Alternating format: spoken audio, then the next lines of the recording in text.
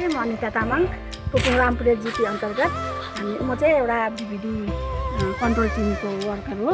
त्यसै कारण हाम्रो एसएसजीको गुराँस एसएसजीको बहिनीले पनि दिदी बहिनीले पनि प्लास्टिक पोल्युसन चाहिँ अस्तिदेखि नै सुरु गरेको। अन्त आज चाहिँ हामीले यहाँ बाटो सफा गर्दैछौँ। एकदम सफा भयो, सफा। प्लास्टिक अलग्गै, प्लास्टिकको बोतल अलग्गै, मुख्ने अलग्गै खतम छुट्याउँदैछ हामीले। यो चाहिँ हामीले यो युनिटमा हाल्छौँ। अनि जति पनि हाम्रो गाउँको ग्रामवासीहरू हुनुहुन्छ तपाईँहरूले प्लास्टिकको बोतलहरू चाहिँ हामीले अलग अलग बोरा राखिदिएको हुन्छ, तपाईँहरूले त्यहाँ हालिदिनु सक्नुहुन्छ। धन्यवाद। एकदम बोरा कागजहरू चाहिँ हामीले सर्कै राख्छौँ।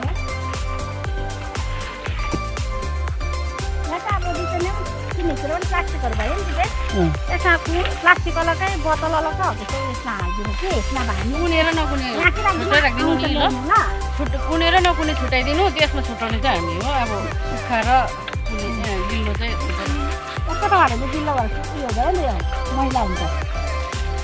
यो चाहिँ मल मात्रै बनाउनु हुँदैछ, कुनै यसमा हाल्नु।